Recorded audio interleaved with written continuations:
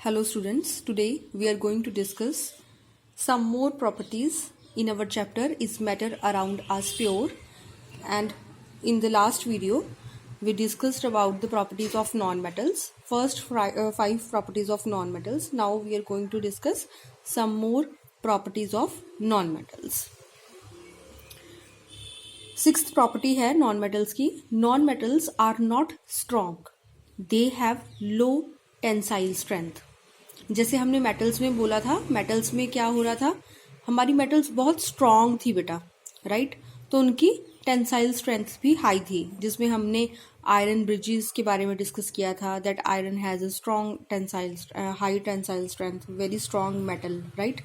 तो non metals, उसके opposite non metals जो होती हैं, कहते वो ज़्यादा स्ट्रांग नहीं होती, उनकी टेंसाइल स्ट्रेंथ भी यानी कि भार को बर्दाश्त करने की क्षमता भी कम होती है. तो non metals are not strong, they have low tensile strength. This means that non metals can not hold large weights. वो काफ़ी ज़्यादा भार बर्दाश्त नहीं कर सकती. अगर उन पर ज़्यादा वेट रखा जाएगा तो वो ब्रेक हो जाएंगी. ठीक है. So non metals can not hold large weights without breaking. बिना ब्रेक हुए वो नहीं वो कर सकती. इसकी एग्जाम्पल्स क्या है हमारे पास. For example graphite is a non metal which is not strong. आप ये ग्रेफाइट ही है हमारे पास पेंसिल्स की, अगर आप इस पर प्रेशर डालते हो तो ये टूट जाता है ना. It has a low tensile strength. When a large weight is placed on a graphite sheet it breaks. अगर वो कह रहे हैं कि ग्रेफाइट की शीट पे प्रेशर दिया जाए, ज़्यादा वेट रख दिया जाए तो वो ब्रेक हो जाती हैं. तो इसकी टेंसाइल स्ट्रेंथ क्या होती है, काफ़ी लो. तो एग्जाम्पल आपको अगर देनी हो लो टेंसाइल स्ट्रेंथ में तो आप किसकी दे सकते हैं, ग्रेफाइट की दे सकते हैं.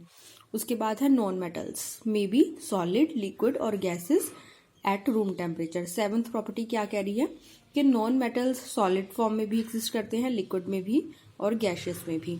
Non metals can exist in all the three physical states. तीनों स्टेट्स में एग्जिस्ट करते हैं, सॉलिड, लिक्विड एंड गैसियस. इसकी एग्जाम्पल में हमें क्या दे रखा है, carbon, sulphur, phosphorus are solid non metals. Bromine liquid non metal है, जबकि हाइड्रोजन और ऑक्सीजन, नाइट्रोजन, क्लोरीन ये सारी क्या है बेटा हमारे पास गैसियस फॉर्म की नॉन मेटल्स हैं. तो हमारे पास हर तरह की स्टेट में नॉन मेटल्स जो हैं एग्जिस्ट करती हैं. उसके बाद एट्थ हमारे पास इसकी प्रॉपर्टी है, non metals have comparatively low melting points and boiling points. Obviously बेटा अगर ये स्ट्रांग ही नहीं है तो यानी कि ये बहुत सॉफ्ट हैं तो इनके मेल्टिंग और बॉइलिंग पॉइंट्स बहुत ज़्यादा कम होंगे.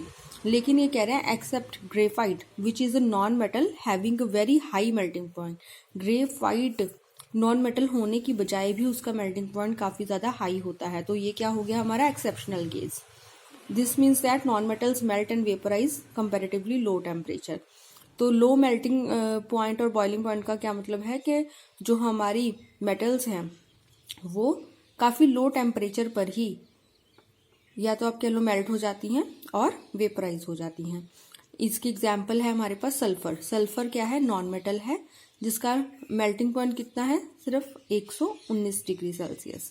Only one non metal graphite has very high melting point. ये हम डिस्कस कर ही चुके बेटा कि मेटल जो है ग्रेफाइट है जो नॉन मेटल वो एक्सेप्शनल केस है. उसका देख लीजिए टेम्परेचर कितना है, 3700 डिग्री सेल्सियस उसका मेल्टिंग पॉइंट है.